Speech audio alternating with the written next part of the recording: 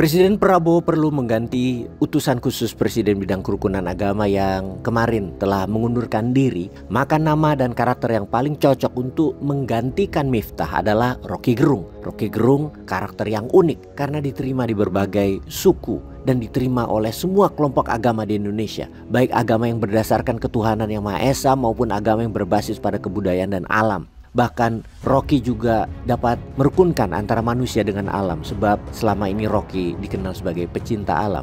Rocky Gerung bisa membuka dialog antar kelompok agama. Misalnya Rocky dapat menjembatani dialog antara kelompok Gus Durian dengan FPI, antara kelompok non-muslim dengan kalangan Islam garis keras, antara kalangan akademis dengan kelompok agamis, dan lain sebagainya. Pengetahuan Rocky tentang perbedaan-perbedaan agama dan pandangan hidup di Indonesia sudah paling mumpuni selama ini. Sungguh, jika Rocky mendapatkan penugasan itu, Prabowo bisa secepatnya mempersatukan bangsa Indonesia yang selama ini terpecah belah akibat kampanye pemilu yang rasis dan saling menjatuhkan, menjelekkan dengan dalil-dalil agama. Rocky bisa menjadi penengah dalam kampanye kaum Ba'alawi yang mengklaim semua di Indonesia itu adalah jasa mereka, orang-orang keturunan Yaman yang harus dihormati dan dipanggil Habib.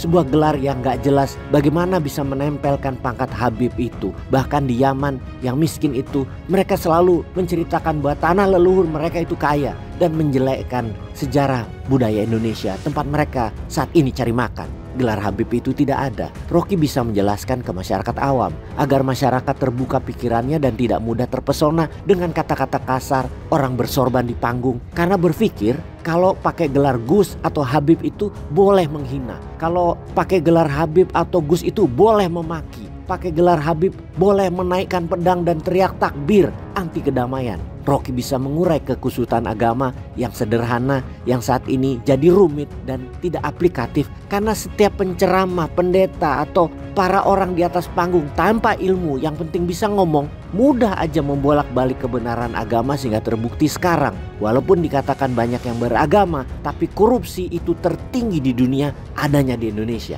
Keadilan tidak ada di Indonesia. Kejahatan rapih, terstruktur dari atas sampai bawah, seperti pada lembaga yang seharusnya menegakkan keadilan, namun malah jadi penjahat yang memeras. Semua mengaku beragama, namun saat ini narkoba, judi online, korupsi tertinggi selama Indonesia berdiri. Karya jelas rezim yang mendiamkan dan menggunakan apapun cara agar berkuasa selamanya, bahkan sampai memakai lembaga agama untuk menjadi penguasa berkuasa selamanya. Dan itu harus diurai oleh Rocky Gerung yang paling bisa dan mumpuni mengurai itu semua.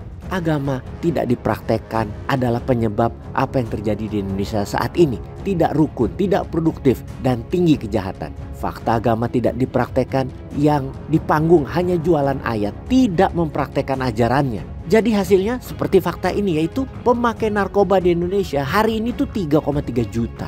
Mayoritas remaja 15-24 tahun, Gen Z. Penduduk yang main judi online di Indonesia minimal 11 juta orang. Gila gak tuh? Penduduk Indonesia yang ngutang ke pinjol lebih dari 129 juta, yang artinya lebih dari 1 di antara 3 penduduk Indonesia punya utang online. Padahal di agama kita itu dilarang berhutang, yang bunga berbunga. Negara tukang ngutang, penduduknya juga tukang ngutang, pejabatnya hobi ngutang, menterinya tukang ngutang. Sekarang kita bahas kualitas pendidikan Indonesia yang persensus penduduknya tahun 2020 lalu 65% penduduk Indonesia mentok lulusan SMP atau sederajat. Adalah fakta. Sebagian penduduk Indonesia, ada 25 juta penduduk Indonesia masuk kategori super miskin, alias penghasilan per bulan per kepalanya hanya Rp583.000. Untung standar miskinnya pakai angka 583.000 sebulan. Kalau pakai ukuran penghasilan per bulan 1 juta, ya ratusan juta penduduk Indonesia masuk kategori miskin. Apalagi pakai standar upah minimumnya Australia yang 240.000 per jam. Ya 95% penduduk Indonesia miskin.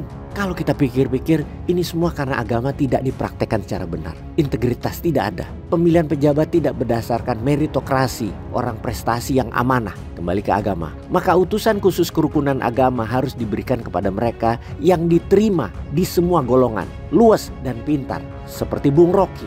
Jangan pilih yang hanya melakukan pembenaran pakai ayat. Harus penegak kebenaran pakai akal sehat. Peace.